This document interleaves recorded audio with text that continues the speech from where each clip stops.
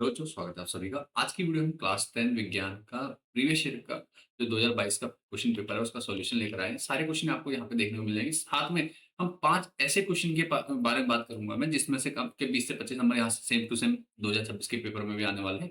उन क्वेश्चन को जरूर आप लोगों ने देख लेना और अच्छे से तैयार कर लेना। इसलिए पूरा क्वेश्चन पेपर का सॉल्यूशन साथ में 5 मोस्ट इंपोर्टेंट क्वेश्चन जो कि हर बार रिपीट होते हैं या इनके आने के चांस जो है 101% आज इस बार के पेपर में है। चलिए शुरू करते हैं आज की वीडियो। क्वेश्चन पेपर आपके सामने है, कुछ क्वेश्चन देखिए कैसे दिए हुए।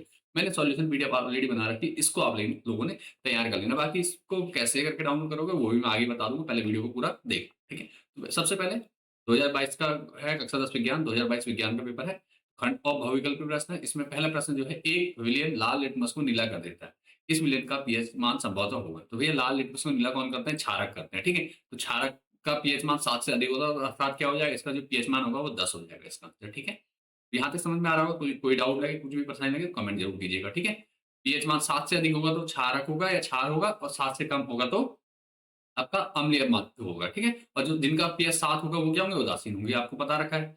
बाकी इस चैप्टर की वीडियोस भी आपको मिल जाएंगी नीचे डिस्क्रिप्शन में, वन शॉट बना रखे हैं मैंने विज्ञान के, वो भी आप देख सकते हैं। तैयारी करने के सारे टॉपिक मैंने वहाँ पे 15 से 20 मिनट में सभी चैप्टर्स के क्लियर कर रखे हैं, ठीक है।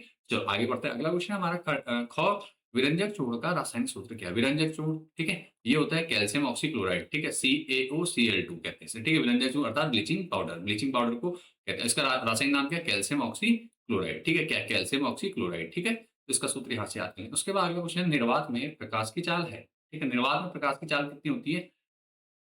ये होगी 3 × 10⁸ मीटर पर सेकंड, अर्थात 3 लाख किलोमीटर प्रति घंटा होती है।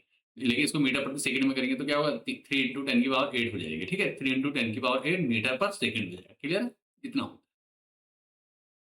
उसके बाद आपका क्या कहते हैं, पाइरूवेट के विखंडन से यह कार्बन डाइऑक्साइड जल और ऊर्जा देता है, और यह क्रिया होती है कहाँ होती है? माइटोकॉन्ड्रिया में होती है। कहाँ होती है? माइटोकॉन्ड्रिया में क्या होता है? जो पाइरूवेट बनता है उसका विखंडन होता है, उससे कार्बन डाइऑक्साइड जल और ऊर्जा एटीपी के रूप में निकलती है, ठीक है, हमारे उसमें कोशिका में। तो ये कहाँ होता है? माइटोकॉन्ड्रिया में। इसलिए माइटोकॉन्ड्रिया को क्या कहा जाता है? इसको कहा जाता है माइटोकॉन्ड्रिया को कोशिका का ऊर्जा घर या कोशिका का पावर हाउस, ठीक है। इसके बाद कारण नीचे दिए, आपने पढ़ लिया। तो अगला क्वेश्चन है हमारा, विद्युत प्रतिरोध का एसआई मात्रक है। विद्युत प्रतिरोध का एसआई मात्रक क्या होता है ये आपको बताना है, ठीक है। तो विद्युत प्रतिरोध का एसआई मात्रक होता है ओम, ठीक है। एम्पियर धारा का मात्रक है, वोल्ट विभवांतर का मात्रक है, ओम मीटर किसका है? प्रतिरोधकता का मात्रक है, ठीक है। तो ये चीज का आपने ध्यान रखना। आगे क्वेश्चन नंबर 4 है, निम्न में से कौन सी गैस सूर्य से आने वाली पराबैंगनी किरणों से पृथ्वी की सुरक्षा प्रदान करती है? तो सीधी सी बात है, इसका जो आंसर होगा ओजोन होगा, ठीक है। ओजोन गैस क्या करती है? पराबैंगनी किरणों को पृथ्वी पे आने से रोकती है, ठीक है। तो यहाँ तक समझ में आ रहा होगा। इसका नीचे मैंने रीजन दे रखा है, आगे कर लेंगे। उसके बाद खंडभाव है जो अति लघुत्तरीय प्रश्न है, ठीक है। खंडभाव में अति लघुत्तरीय प्रश्न देख लीजिए। सबसे पहले द्विस्थापन अभिक्रिया का एक उदाहरण दीजिए। द्विस्थापन अभिक्रिया क्या होती है उसका उदाहरण देना। तो द्विस्थापन अभिक्रिया का सबसे अच्छा उदाहरण है सोडियम सल्फेट की बेरियम क्लोराइड के साथ अभिक्रिया कर दें तो क्या बनेगा? बेरियम सल्फेट बनेगा और सोडियम क्लोराइड बनेगा। बेरियम सल्फेट यहाँ पे एक अवक्षेप के रूप में प्राप्त होता है, इसी को क्या कहते हैं? अवक्षेपण अभिक्रिया कहते हैं। तो ये मोस्ट इंपोर्टेंट क्वेश्चन है, एक क्वेश्चन इस टाइप का जरूर देखने को मिलेगा आपको, इसलिए आपने तैयार कर लेना है, ठीक है। तो ये क्वेश्चन, ये समीकरण तैयार जरूर कर लीजिएगा आप लोग। सोडियम सल्फेट बेरियम क्लोराइड से क्रिया करेगा तो क्या होगा? बेरियम सल्फेट और सोडियम क्लोराइड बनेगा। यहाँ पे द्विस्थापन अभिक्रिया, यहाँ पे क्या हो रहा है? आयनों का आदान प्रदान हो रहा है दोनों तत्वों में, ठीक है। अभिकारक के आयन, अभिकारक में उपस्थित पदार्थों के आयनों का आदान प्रदान हो रहा है, तो इस अभिक्रिया को कहते हैं द्विस्थापन अभिक्रिया कहते हैं, ठीक है। अगला क्वेश्चन जो है, एक गोली दर्पण की वक्रता त्रिज्या 25 सेंटीमीटर है, इसकी फोकस दूरी क्या होगी? तो फोकस दूरी का सूत्र लगाएंगे, एफ बराबर होता है R/2, अर्थात जो फोकस दूरी होती है वो वक्रता त्रिज्या की आधी होती है, ठीक है। तो फोकस दूरी वक्रता त्रिज्या की आधी होती है, अर्थात तो यहाँ पे फॉर्मूला लगाएंगे, आर की जगह 25 करें तो 12.5 आ जाएगा। इतने सेंटी फोकस दूरी कितनी हुई? 12.5 सेंटीमीटर हो जाएगी, ठीक है। 25 सेंटीमीटर त्रिज्या के। अगला है,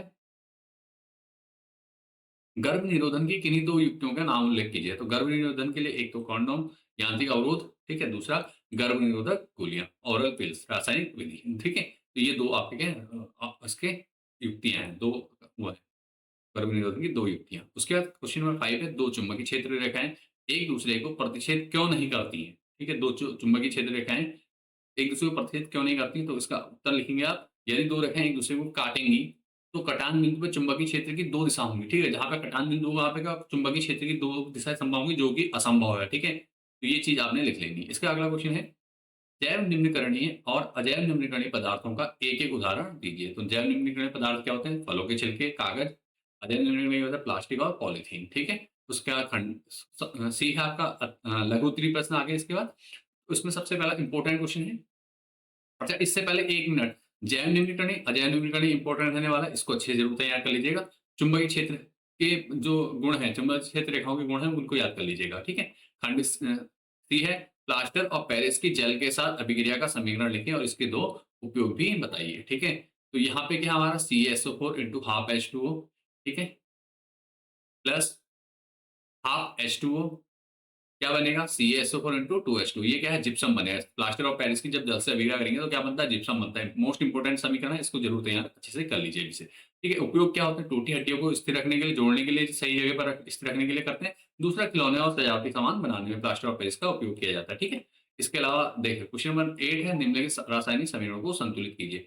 क्या है? आयरन की जल के साथ अभिक्रिया करेंगे तो क्या बनेगा? आयरन ऑक्साइड बना और ऑक्सीजन। तो हम संतुलित रासायनिक समीकरण लिख रखी है, आपने यहाँ पे देख लेना। संतुलित रासायनिक समीकरण अगर आपको करने में कोई प्रॉब्लम आती है तो आप मुझे एक बार कमेंट कर देंगे, तो मैं आप लोगों को क्या करूँगा, डिटेल में वीडियो ले आऊँगा उसकी भी। वैसे ऑलरेडी बना रखी है, वीडियो को देख लीजिएगा नीचे, ठीक है? सर्च करके चैनल पे मिल जाएँगे आपको प्लेलिस्ट में। इसके बाद क्वेश्चन नंबर 9, स्वपरागण और परपरागण में क्या अंतर है? ठीक है, स्वपरागण में क्या होता है? जब परागकण उसी पुष्प के वर्तिकाग्र में स्थानांतरित होते हैं तो इसे कहते हैं स्वपरागण, ठीक है? परपरागण मतलब जब परागकण एक पौधे के पुष्प से उसी प्रजाति के दूसरे पौधे के पुष्प के वर्तिकाग्र पे स्थानांतरित होते हैं तो उसे क्या कहते हैं? परपरागण कहते हैं। किसके द्वारा होता है? कीटों और वायु के द्वारा, ठीक है? स्व का मतलब अपने में, ठीक है? उसी पुष्प के वर्तिकाग्र में पा जाते हैं। परागकण कहाँ जाते हैं? उसी पुष्प के वर्तिकाग्र से जाते हैं। तो एक पौधे के परागकण दूसरे पौधे के वर्तिकाग्र तक जाते हैं तो क्या कहलाते हैं? परपरागण कहलाता है, ठीक है? इसी प्रकार क्वेश्चन नंबर 10, भोजन के पाचन में लार की क्या भूमिका? तो भैया भोजन के पाचन में लार की बहुत बड़ी भूमिका होती है। भोजन में लार में क्या होता है?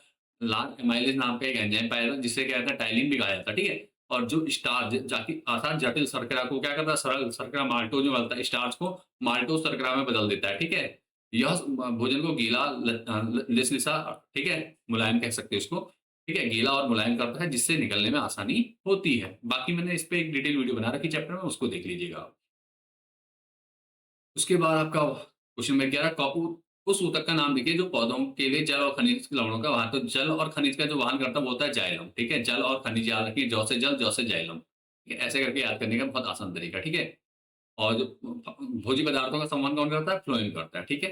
तो ये पाचन में लार की भूमिका, इसको तैयार कर लीजिए। और अमीबा द्विखंडन के लिए केवल चित्र द्वारा दर्शाते हैं। तो द्विखंडन का चित्र मैंने अलग से वीडियो बना रखी है, उसमें देख लेंगे आप जब कहते हैं वन शॉट में, या आप क्या कर सकते हैं एनसीईआरटी बुक की सहायता से भी क्या कर सकते हो, इसको तैयार कर सकते हो, ठीक है? एनसीईआरटी में इसका दे रखा है चित्र बनाना, से चित्र के लिए आप वहां पे कर लीजिएगा। उसका क्वेश्चन नंबर 12 है, दो विद्युत बल्बों का क्रमशः इतने इतने वाट दिया है, 60 वाट, 240, 40 और 240 वोल्ट अंकित है। इनमें से किसका प्रतिरोध अधिक होगा? गणना कीजिए। तो इसका प्रतिरोध का यहाँ पे दे रखा क्वेश्चन, इसको आपने तैयार कर लेना है, ठीक है?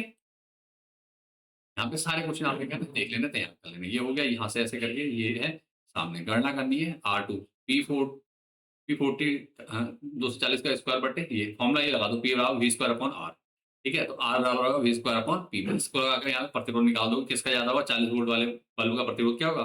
अधिक होगा। क्लियर है? तो यहाँ से ऐसे कर लेना। उसके बाद क्वेश्चन नंबर 13 है, ओम का नियम क्या है? तो ओम का नियम क्या है? यदि किसी चालक की भौतिक अवस्थाएं क्या रहे, समान रहे या बदले नहीं, तो उसके सिरों के बीच विभवांतर उसमें प्रवाहित धारा के क्या होता है? समानुपाती होता है, ठीक है? तो ये किसका है? ओम का नियम है। V बराबर आई आर। आर क्या है यहाँ पे? एक नियतांक है जिसे प्रतिरोध कहते हैं, ठीक है? आर ख है, फ्लेमिंग के दक्षिण हस्त नियम क्या है? तो फ्लेमिंग का जो दक्षिण हाथ का नियम है, तो उसमें क्या आप मध्यमा तर्जनी और अंगूठे को इस प्रकार परस्पर लंबवत फैलाएं, यदि तर्जनी चुंबकीय क्षेत्र को, ये जो उंगली है, ठीक है? ये उंगली तर्जनी उंगली चुंबकीय क्षेत्र को, अंगूठा चालक की दिशा को, और मध्यमा क्या करती है? प्रेरित धारा की दिशा को। ये वाली उंगली जो है सामने, इस प्रकार से देखो, ये अंगूठा क्या करेगा? ये चुंबकीय क्षेत्र की दिशा, तर्जनी चुंबकीय क्षेत्र की दिशा, चालक की गति, और ये मध्यमा क्या? विद्युत धारा की दिशा, मध्यम प्रेरित धारा की दिशा को बताती है, ठीक है? तो ये किसका नियम है? फ्लेमिंग का नियम है, ठीक है? इसके बाद प्रकाश के अपवर्तन के नियम, ठीक है? प्रकाश के अपवर्तन के नियम बताने आपको, क्लियर है? प्रकाश के अपवर्तन के नियम क्या होते हैं? आपतित किरण, अपवर्तित किरण और आपतन बिंदु पर अभिलंब, तीनों क्या होते हैं? एक तल में होते हैं, ठीक है? ये तीन का ध्यान रखना है। उसके बाद किन्हीं दो माध्यमों के लिए आपतन कोण की जया और अपवर्तन कोण की जया का अनुपात जो होता है एक स्थिरांक होता है, जिसे अपवर्तनांक भी कहते हैं, ठीक है? तो इसे स्नेल का नियम भी कहते हैं। और क्वेश्चन जो ये क्वेश्चन है ना, प्रकाश के अपवर्तन का नियम, तो प्रकाश के परावर्तन और अपवर्तन का नियम जरूर याद कर लीजिए अच्छे से, ताकि आपको एग्जाम में दिक्कत ना हो। क्योंकि इसमें से या तो स्नेल का नियम पूछ लेगा आपसे इस बार, या आपसे प्रकाश के अपवर्तन के दोनों नियम पूछ लेगा, या प्रकाश के परावर्तन के नियम पूछ लेगा, ठीक है? तीनों में से एक का क्वेश्चन आपका ज़रूर बनेगा 3 नंबर का, तो उसको ज़रूर देख लीजिएगा। इसके अगला क्वेश्चन है, हमें वन एवं वन्य जीवन का संरक्षण क्यों करना चाहिए? कोई 2 कारण लिखिए, ठीक है? हमें वन एवं वन्य जीव संरक्षण का जीवन का संरक्षण क्यों करना चाहिए? या तो 2 कारण क्या है? पारिस्थितिक संतुलन, ठीक है? बनाए रखने के लिए, दूसरा जैव विविधता को सुरक्षित रखने के लिए हमें 2 चीज़ें वन और वन्य जीवों का संरक्षण करना चाहिए। अंडर डॉ है लघु उत्तरीय प्रश्न है इसमें, ठीक है? लघु उत्तरीय प्रश्न क्या है? 2 तत्व एक्स और वाई के परमाणु क्रमांक मतलब 12 और 17 हैं, ठीक है? एक्स और वाई की इलेक्ट्रॉनिक संरचना क्या होगी? तो 11 पहली कक्षा में 2, दूसरी में 8, बचे हुए किसमें में तीसरी कक्षा में 1, तो 2, 8, 2, 12 के लिए हो जाएगा और 17 के लिए 2, 8, 7 हो जाएगा, ठीक है? आगे क्या आ गया? एक्स तथा वाई आवर्त सारणी में कहाँ स्थित होंगे, ठीक है? तो एक्स और वाई कहाँ होंगे देख लेते हैं। देखो समूह 2 में होंगे, ठीक है? पहला वाला जो है वो समूह 2 में होगा, तीसरे आवर्त में होगा। समूह 2 में और तीसरे आवर्त में होगा, ठीक है? 3 कहाँ तो तीसरे आवर्त में होगा। इसी प्रकार जो आपका दूसरा है वो किसमें होगा? समूह 17 में होगा, ठीक है? किसमें होगा? समूह 17 के अंतर्गत आएगा और वर्ग आवर्त 3 रहेगा। आवर्त कौन सा रहेगा इसमें? तीसरा ही रहेगा। क्लियर? ये ध्यान देना आप लोगों ने। और इनकी और क्या कहा गया? इन तत्वों में कौन सा धातु है, कौन सा धातु है? तो भैया धातु कौन सा होगा, कौन सा धातु होगा? देखो जो 12 वाला है वो क्या होगा? धातु होगा, क्योंकि वो मैग्नीशियम है, ठीक है? और इसमें 2 इलेक्ट्रॉन है कम, जिसमें जितने इलेक्ट्रॉन मुक्त इलेक्ट्रॉन कम होंगे, ठीक है? मुक्त इलेक्ट्रॉन्स की जितनी कम होगी वो क्या होगा? धातु कहलाएगा। जैसे इसके बाद अधिक है तो ये क्या होगा? अधातु ये ग्रहण करेगा। तो ये और ये क्या है? क्लोरीन का है। तो यहाँ नीचे दिया हुआ 2 संयोजी इलेक्ट्रॉन है अर्थात धातु मैग्नीशियम है, 7 संयोजी इलेक्ट्रॉन है अर्थात अधातु क्लोरीन है, ठीक है? जी, जी। अथवा में एक क्वेश्चन और दिया हुआ है, आधुनिक आवर्त सारणी और मेंडलीव की आवर्त सारणी में तत्वों की व्याख्या की तुलना कीजिए, ठीक है? तो दोनों दे रखे हैं, आपने पढ़ लेना है, ठीक है? इसमें देखो जो मेंडलीव की थी पुरानी वाली, इसमें परमाणु द्रव्यमान के बढ़ते हुए क्रम में व्यवस्थित थे। इसमें 8 के समूह थे।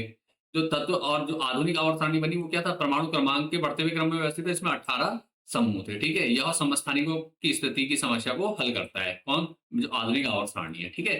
तो ये आपने याद कर लेना है। ये कई बोर्ड में है, कई बोर्डों में नहीं है। उत्तराखंड बोर्ड में इस चैप्टर को हटा दिया गया है, ठीक है? एनसीईआरटी से इस समय वर्तमान में हटा दिया गया है, तो शायद ना आए क्वेश्चन, लेकिन आपने क्या था तैयार जरूर कर लेना है इसको एक बार, क्योंकि है तो ये इंपॉर्टेंट वैसे क्वेश्चन, ठीक है? उसका क्वेश्चन नंबर 17, सहसंयोजी आबंध से आप क्या समझते हैं? मीथेन की इलेक्ट्रॉन बिंदु संरचना बताइए। तो मीथेन का क्या है? कार्बन को बीच में दिखाओगे और चारों तरफ हाइड्रोजन जोड़ दोगे। क्यों? मीथेन का सूत्र होता है CH4, ठीक है? तो सब कार्बन के 4 परमाणु डॉट से दिखाए गए हैं और 4 क्रॉस परमाणु किसके? हाइड्रोजन के, ऐसे दिखा दोगे आप। तो इस प्रकार से बनाओगे, इसका ध्यान देना, ठीक है? तो सहसंयोजी आबंध क्या था? 2 परमाणुओं के बीच इलेक्ट्रॉनों की साझेदारी से बनने वाला बंध क्या कहलाता है? सहसंयोजी आबंध कहलाता है, ठीक है?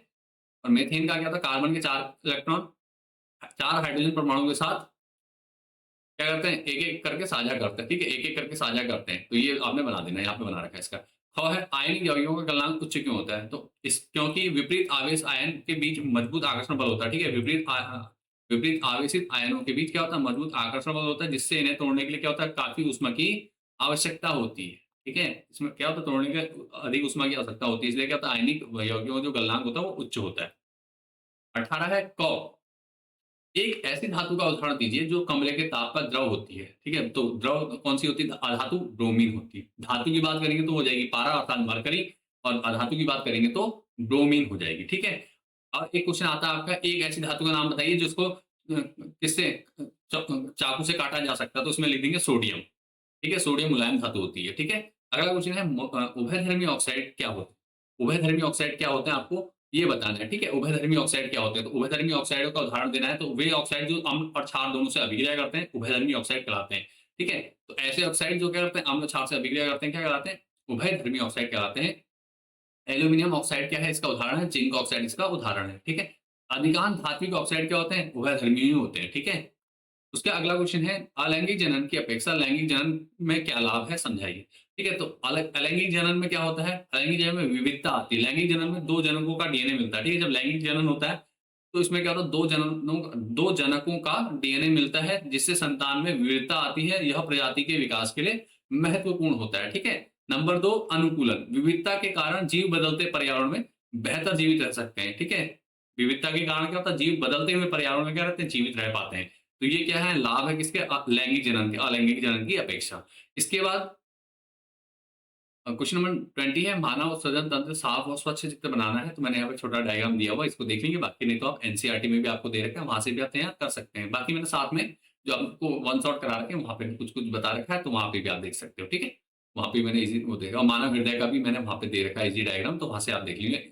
वन शॉट के लिए क्या करना है, आपने सब्जेक्ट का नाम डाल के आगे चैनल का नाम डाल देना है, वहाँ पे से आपको मिल जाएगा क्लियर। ठीक है, आगे बढ़ते हैं इसके बाद 21 क्वेश्चन नंबर क, प्रकाश संश्लेषण क्या है? प्रकाश संश्लेषण प्रक्रिया का रासायनिक समीकरण लिखिए। ठीक है, प्रकाश संश्लेषण क्या होता है? हरे पेड़ पौधे क्या करते हैं? सूर्य के प्रकाश की उपस्थिति में कार्बन डाइऑक्साइड जल से अपना भोजन बनाते हैं। ठीक है, तो क्या होता है, इसको क्या कहते हैं? प्रकाश संश्लेषण अभिक्रिया कहते हैं। तो इसकी समीकरण जो है नीचे दे रखी है। 6 कार्बन डाइऑक्साइड के अणु, 12 हाइड्रोजन के सॉरी 12 जल के अणु मिलकर क्या बनाते हैं? ये आपका क्लोरोफिल प्रकाश की उपस्थिति में, ठीक है, क्या बनता है? ग्लूकोज बनता है, ऑक्सीजन बनती है और जल बनता है। ठीक है, तो ये क्या है? प्रकाश संश्लेषण अभिक्रिया है। और है एंजाइम क्या है? एंजाइम का कोई एक कार्य लिखिए। ठीक है, एंजाइम का एक कार्य बताना है। तो एंजाइम क्या है? जैव उत्प्रेरक होते हैं जो शरीर के रासायनिक अभिक्रियाओं की गति को बढ़ाते हैं। उदाहरण पेप्सिन प्रोटीन का पाचन करता है। तो ये इसका आंसर हो गया। ठीक है, अगला क्वेश्चन देखिए, क्वेश्चन नंबर 22, विद्युत मोटर का नामांकित रेखा चित्र बनाइए और इसके सिद्धांत कार्य विधि को समझाइए। तो विद्युत मोटर क्या करती है? ये क्या करती है? धारावाहिक कुंडली को चुंबकीय क्षेत्र में रखा जाता है, जो उस पर एक बल लगता है तो वो घूमने लग जाती है। ठीक है, फ्लेमिंग के बाएं हाथ का नियम अप्लाई होता है यहाँ पे, किसमें? विद्युत मोटर में। ठीक है, कार्यविधि क्या होती है? यहाँ दे रखी है, आर्मेचर में धारा प्रवाहित होने पर उसकी भुजाओं के विपरीत बल लगने लगता है। ठीक है, जिससे क्या होता है? बल युग्म बनता है और कुंडली घूमने लगती है। विभक्ति विलय, हर आधे चक्कर के बाद धारा की दिशा बदल देते हैं ताकि घूर्णन एक ही दिशा में हो। ठीक है, तो ये कार्यविधि होती है इसकी। ठीक है, 8वां में एक क्वेश्चन और है, इसको भी देख लेते हैं।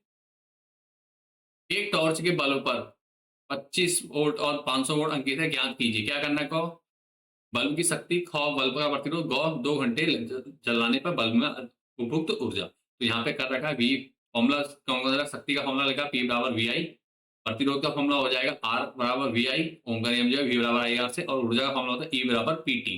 तो इन 3 फॉर्मूलों का प्रयोग करना है, वैल्यू पुट करके आपका इजीली आंसर आ जाएगा। कोई डाउट लगता है मुझे कमेंट कर सकते हो आप। बाकी इसके अलावा मैं एक न्यूमेरिकल वीडियो भी लेकर आने वाला हूँ जल्दी आप लोगों के साइंस के सभी इंपोर्टेंट क्वेश्चन की, पहले भी करा रखी है, कई सारे वीडियोस बना रखी है। इसके अलावा मैं एक और लेकर आने वाला जल्दी। तो आपने क्या करना है, अभी तक चैनल को सब्सक्राइब नहीं किया है तो चैनल को सब्सक्राइब जरूर कर लो, वीडियो को लाइक करके दोस्तों के साथ शेयर कर दो, और वीडियो को लाइक करके कोई डाउट लगता है तो कमेंट भी करो साथ में। ठीक है, क्वेश्चन नंबर 23, 4 सेंटीमीटर लंबी वस्तु 20 सेंटीमीटर फोकस दूरी वाले उत्तल लेंस से 30 सेंटीमीटर की दूरी पर रखी गई है। लेंस द्वारा बनने वाले प्रतिबिंब की स्थिति, प्रकृति और आकार ज्ञात कीजिए। ठीक है, तो हाइट दे रखी 4 सेंटीमीटर, तो 4 सेंटीमीटर हो गया। फोकस दूरी 20 हो जाएगी, क्योंकि उत्तल लेंस है, उत्तल लेंस की फोकस दूरी हमेशा क्या होती है? पॉजिटिव होती है। ठीक है, और वस्तु कहाँ होगी? वस्तु जो यू है, यू हमेशा माइनस में रहता है। ठीक है, सूत्र क्या है हमारा? सूत्र ये है आपका 1/f बराबर 1/f माइनस 1/u का फॉर्मूला का प्रयोग करोगे। लेंस का है, फिर लेंस की बात हो रही है, उत्तल लेंस, तो इसमें वैल्यू पुट करोगे, आंसर आ जाएगा। आवर्धन का सूत्र होता है m बराबर v/u। लेंस के लिए प्लस होता है, और अगर दर्पण होता तो यहाँ पे माइनस लग जाता, v में माइनस v/u हो जाता। ठीक है, इसको अगर लेंगे, उसका आकार का सूत्र क्या होता है? m बराबर h' होता है। ठीक है, ये दोनों तरीके से होता है। तो h' होता है, यहाँ से भी आप निकाल दोगे, ये आ जाएगा आपकी कितना आकार निकलेगा, वो -8 सेंटीमीटर निकल जाएगा। ठीक है, इस प्रकार से आप करते हैं। तो प्रतिबिंब लेंस के पीछे 60 सेंटीमीटर दूरी पे बनेगा, क्योंकि यहाँ से निकला 60 सेंटीमीटर। ठीक है, दूसरी पीछे इसलिए कहा क्योंकि प्लस आया है। ठीक है, यह वास्तविक होगा, उल्टा होगा, उल्टा क्यों होगा? उत्तल लेंस से जब भी होगा तो उल्टा बनता है और वास्तविक बनता है, और वस्तु से बड़ा होगा, क्योंकि यहाँ पे कितने सेंटीमीटर की वस्तु छोटी है 2, यहाँ पे 8 सेंटीमीटर में प्रतिबिंब मिला है। ठीक है, चलो आगे बढ़ते हैं। क्वेश्चन नंबर 24, पारितंत्र से आप क्या समझते हैं और इसके मुख्य घटकों का वर्णन कीजिए। ठीक है, तो पारितंत्र के मुख्य घटक कौन कौन से हैं? पारितंत्र का मुख्य घटक है आपका किसी क्षेत्र में परस्पर क्रिया करने वाले सभी जीव, अर्थात जैविक के भी कह सकते हो, और वहां के निर्जीव वातावरण मिलकर क्या करते हैं? पारितंत्र, अर्थात जैविक और अजैविक घटक मिलकर क्या करते हैं? पारितंत्र बनाते हैं। ठीक है, तो अगला क्या है? घटक क्या है? ताप, वर्षा। अजैविक घटक में आ जाएंगे आपके ताप, वर्षा, हवा, मृदा और खनिज। जैविक घटक में आएंगे हरे पौधे, शाकाहारी, मांसाहारी, जीवाणु और कवक आएंगे। ठीक है, खंड ये आगे जो कि दीर्घ उत्तरी प्रश्न है। अब इसमें से जो मोस्ट इंपोर्टेंट क्वेश्चन है वो देखिए। ठीक है, तेल और वसा युक्त खाद्य पदार्थों को नाइट्रोजन से प्रवाहित क्यों किया जाता है? ठीक है, प्रभावित क्यों किया जाता है? तो आंसर पता है आपको, क्योंकि क्या होता है? तेल और वसा युक्त जो खाद्य पदार्थ होते हैं वो ऑक्सीजन की उपस्थिति से क्या होते हैं? अब उपचयित होने लग जाते हैं, उपचयन होने लगता है उनका। ठीक है, जिससे वे विकृत गंदी हो जाते हैं, अर्थात स्वाद और गंध क्या होती है? इनकी खराब होने जाती है। इस क्रिया को रोकने के लिए, इसको धीमा करने के लिए, खत्म करने के लिए नाइट्रोजन क्या है? एक अग्नि गैस है जो कि एंटीऑक्सीडेंट का काम करती है, जो क्या करती है? उपचयन को रोकती है, जिस कारण से क्या होता है? तेल और वसा युक्त पदार्थ खराब नहीं होते जल्दी। ठीक है, तो ये इसका वो है। एक तो इसको अच्छे से तैयार कर लो, दूसरा उदासीनीकरण, अभी थोड़ी देर पहले मैंने आपको ऑलरेडी बताया था, इसको आपने याद कर लेना। उदासीनीकरण अभिक्रिया क्या होती है? उदासीनीकरण अभिक्रिया या आपका अवक्षेपण अभिक्रिया। ठीक है, 2 हैं, दोनों में से एक ज़रूर पूछा जाएगा आपको, तो इसको तैयार कर लेना। उदासीनीकरण अभिक्रिया क्या होती है? उदासीन वैसी अम्लीय अभिक्रिया जो अम्ल और क्षार अभिक्रिया करते हैं और लवण और जल बनता है जिनसे। ठीक है, तो हाइड्रोक्लोरिक अम्ल सोडियम हाइड्रॉक्साइड की अभिक्रिया करेंगे तो सोडियम क्लोराइड जल बनेगा। ठीक है, तो ये क्या है आपकी हाइड्रोक्लोरिक ये कौन-सा उदासीनीकरण अभिक्रिया है। क्लियर हो गया? अथवा में देखते हैं एक और क्वेश्चन। वो है आधुनिक आवर्त सारणी का प्रथम आवर्त में अवस्थित तत्वों के नाम लिखिए। तो प्रथम आवर्त में 2 ही तत्व हैं, कौन से? हाइड्रोजन और हीलियम। ठीक है। दूसरा ख है कार्बन के 2 अपरूपों के नाम बताइए। तो हीरा, ग्रेफाइट। कार्बन के जो 2 अपरूप हैं वो क्या है? हीरा, ग्रेफाइट। ठीक है। ग है सोडियम धातु को मिट्टी के तेल में डुबोकर क्यों रखा? मोस्ट इंपोर्टेंट क्वेश्चन है, इसको तैयार रखिए करके, ताकि इसमें कोई नंबर ना कटे। क्योंकि सोडियम क्या है? बहुत क्रियाशील धातु है, हवा, ऑक्सीजन की और नमी के साथ तीव्रता से अभिक्रिया कर लेती है और आग पकड़ लेती है, जिससे क्या होती है? दुर्घटना हो सकती है। इसलिए इसे रोकने के लिए सोडियम को मिट्टी के तेल में डुबोकर रखा जाता है। ठीक है। अगला है सक्रियता श्रेणी क्या है? सक्रियता श्रेणी के धातुओं को उसकी सूची में उन्हें उसकी क्रियाशीलता के घटते हुए क्रम में व्यवस्थित करना। ठीक है, धातुओं को उसकी क्रियाशीलता के आधार पर क्या करना? घटते हुए क्रम में व्यवस्थित करना, रखना क्या कहलाता है? सक्रियता श्रेणी कहलाता है। क्वेश्चन नंबर 26 क्या होता है जब केवल रासायनिक समीकरण दे दिया आपने? ठीक है, जिंक को सोडियम हाइड्रोक्साइड के साथ अभिक्रिया करेंगे तो जिंक की सोडियम हाइड्रोक्साइड से करेंगे तो क्या बनेगा? सोडियम जिंकेट बनेगा। ठीक है, सोडियम जिंकेट Na2ZnO2 बनेगा। ठीक है, सोडियम जिंकेट बनेगा और हाइड्रोजन गैस मुक्त होगी। ये ध्यान रखना। सोडियम बाइकार्बोनेट को गर्म करें। सोडियम बाइकार्बोनेट बोले तो बेकिंग सोडा NaCO3 होगा। इसको गर्म करेंगे तो सोडियम कार्बोनेट प्लस जल और कार्बन डाइऑक्साइड गैस मुक्त हो जाएगी। इसी के साथ आपको रेडॉक्स अभिक्रिया क्या होती है? मोस्ट इंपोर्टेंट क्वेश्चन है, इसको तैयार कर लेना है। रेडॉक्स अभिक्रिया क्या से आप क्या समझते हैं? एक उदाहरण देकर समझाइए। तो वह अभिक्रिया जिसमें क्या होता है? पदार्थ का उपचयन होता है, दूसरे पदार्थ का अपचयन होता है। ठीक है, अर्थात अपचयन और उपचयन दोनों एक साथ हो। ऐसी अभिक्रिया जिसमें अपचयन और उपचयन दोनों एक साथ हो उसे क्या कहते हैं? अपचय या रेडॉक्स अभिक्रिया कहते हैं। ठीक है, तो इसका उदाहरण क्या है? कॉपर ऑक्साइड की हाइड्रोजन के साथ अभिक्रिया करेंगे तो कॉपर से हाइड्रोजन हटकर जल प्राप्त होगा। कॉपर और जल प्राप्त होगा, इसे क्या कहते हैं?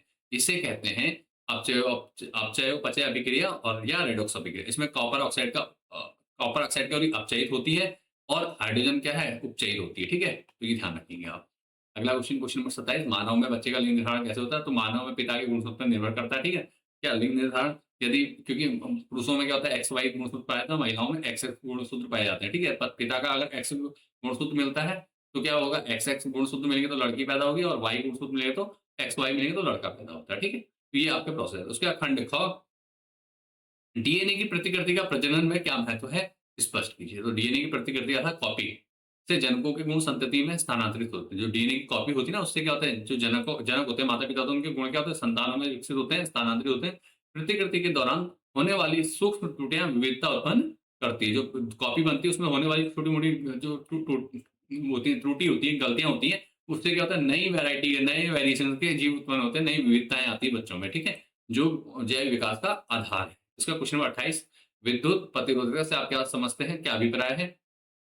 किस पदार्थ के L लंबाई का क्या लगेगा? किसी पदार्थ के L लंबाई तथा A मोटाई के तार का प्रतिरोध 4 ओम है। इसी पदार्थ के अन्य तार का प्रतिरोध क्या होगा? जिसकी लंबाई L/2 और मोटाई 2a है। ठीक है, अर्थात लंबाई को आधा कर दिया गया और मोटाई को क्षेत्रफल को बढ़ा दिया गया। ठीक है, मोटाई को बढ़ा दिया गया तो क्या हो जाएगा? प्रतिरोधकता यहाँ पे निकाल लगी, इसको देख लेना आपने। ठीक है, प्रतिरोधकता क्या होता है? यदि किसी पदार्थ के लाक्षणिक गुण, यह किसी पदार्थ का लाक्षणिक गुण है। ठीक है, लक्षण है, मतलब तरीके से जो उसकी लंबाई और मोटाई पर निर्भर नहीं करता। ठीक है, लंबाई और मोटाई पर बिल्कुल भी निर्भर नहीं करता है उसके। ठीक है, कौन? प्रतिरोधकता। बाकी न्यूमेरिकल्स का आंसर यहाँ दिया, इसको पढ़ लेना आपने। अगला क्वेश्चन न्यूमेरिकल्स है, इसको भी आप लोगों ने देख लेना अच्छे से। ठीक है, 4 ओम के लिए सूत्र कौन सा लगेगा? सूत्र देख लो। ठीक है, तो यहाँ से हमने क्या करना? 4 ओम 1 ओम है, तो यहाँ पे क्या करना है? दोनों को जोड़ देंगे, इस प्रकार से निकाल देंगे आराम से। उसका अगला क्वेश्चन है क्वेश्चन नंबर 29। लेंस की क्षमता का सूत्र और मात्रक। क्षमता का सूत्र होता है P बराबर 1/f मीटर में, मात्रक होता है डायोप्टर। ठीक है, खतरे के संकेत लाल रंग के क्यों होते हैं? ठीक है, खतरे के जो संकेत होते हैं वो लाल रंग का क्यों होता है आपको बताना है। क्लियर? क्योंकि लाल रंग का तरंग दैर्ध्य सबसे अधिक होता है। ठीक है, और यह कोहरे और धुएं में सबसे कम परिगणित होता है, जिससे यह दूर से दिखाई देता है। ठीक है, तो क्या होता है? लाल रंग खतरा, लाल रंग की क्या तरंग दैर्ध्य सबसे अधिक होती है और इसका जो परिकीर्णन होता है वो सबसे कम होता है। ठीक है, अगला क्वेश्चन है एक अवतल दर्पण द्वारा किए किरण आरेख बनाना। तो किरण आरेख के लिए आपने कहना एनसीईआरटी देखना, बाकी मैंने यहाँ पे बता रखा है, इसको देख लेंगे आप। ठीक है, अगला क्वेश्चन है बड़े बांध बनने के क्या लाभ है? सिंचाई के लिए जल संग्रह हो जाता है और जल विद्युत उत्पादन बढ़ता है इससे। ठीक है, बढ़ाया जा सकता है। क्या पर्यावरण को बचाने के किन्हीं 4 प्रकार के आर्गन उल्लेख कीजिए? तो कुछ ये ख वाला जरूर याद कर लीजिए, बहुत इंपॉर्टेंट है। 4 आर कौन सा था? रिफ्यूज मतलब कम, इनकार करना किसी चीज का उपयोग करने, कम उपयोग करो। रिड्यूस कम उपयोग करना, रीयूज पुनः उपयोग करना, रिसाइकिल पुनः चक्रण, ये 4 होते हैं, ठीक है? इन 4 को याद कर लेना। क्या है? रीयूज नहीं सॉरी रिफ्यूज, रिड्यूस, रीयूज और रिसाइकिल, ठीक है? ये 4 प्रोसेस। अथवा में एक क्वेश्चन और दिया है, हमें अपने संसाधनों के सावधानीपूर्वक अर्थात विवेकपूर्ण ढंग से उपयोग क्यों करने की क्या हो सकता है? क्योंकि संसाधन क्या है? सीमित, जैसे कोयला और पेट्रोल। हमारी जनसंख्या तेजी से बढ़ रही है, इसका अतिदोहन आने वाली पीढ़ियों के लिए क्या कर सकता है? संकट पैदा कर सकता है। इसलिए क्या भविष्य की आवश्यकताओं की पूर्ति के लिए क्या करना चाहिए? हमें अभी विवेकपूर्ण ढंग से क्या करना चाहिए? उपयोग करना चाहिए। इनका हमारे जितने भी जैविक संसाधन है, संसाधनों का क्या वो करना। उसके बाद गंगा सफाई योजना क्या है? इस यह किस वर्ष प्रारंभ हुई? तो गंगा नदी के जल की गुणवत्ता सुधारने के लिए बहु करोड़ीय परियोजना थी एक ना, कई करोड़ों की परियोजना बनाई गई थी, जो कि 1985 में प्रारंभ हुई थी। ठीक है? तो ये है गंगा सफाई योजना, सीधे नाम से पता चला, तो ध्यान दीजिएगा। तो 1985 याद रखना। तो ये क्वेश्चन भी आपका इंपॉर्टेंट रहेगा। सारे क्वेश्चन इतने ही हैं आपके इस चैप्टर में, इसको आपने अच्छे से तैयार कर लेना है। अगर किसी क्वेश्चन को लेकर के डाउट है तो कमेंट कीजिए। वीडियो पसंद आई, वीडियो से कुछ सीखने को मिला, वीडियो पसंद आई, सीखने को मिला, तो वीडियो को लाइक करके शेयर कर दो और एक कमेंट कर दो अगर आपको कुछ क्वेश्चन है तो। ठीक है? मिलते हैं नेक्स्ट वीडियो में। Thanks for watching this video. साथ में बोर्ड एग्जाम के लिए ढेर सारी शुभकामनाएं। बाकी मैंने आपको पीडीएफ बना रखी है, पीडीएफ का लिंक डिस्क्रिप्शन में मिल जाएगा। इंपॉर्टेंट क्वेश्चंस का, टॉप 30 क्वेश्चन का, जिसमें से 101% क्वेश्चन वहां से आते हैं। तो उससे अगर आप तैयारी करना चाहते हैं तो नीचे लिंक मिल जाएगा, वहां से भी आप डायरेक्ट इसको डाउनलोड कर सकते हैं, पीडीएफ को, इनको भी, और इसके अलावा और भी टॉप 30 क्वेश्चन की पीडीएफ को डाउनलोड कर सकते हैं और उन्हें तैयार कर सकते हैं। मिलते हैं नेक्स्ट वीडियो में। Thanks for watching this video.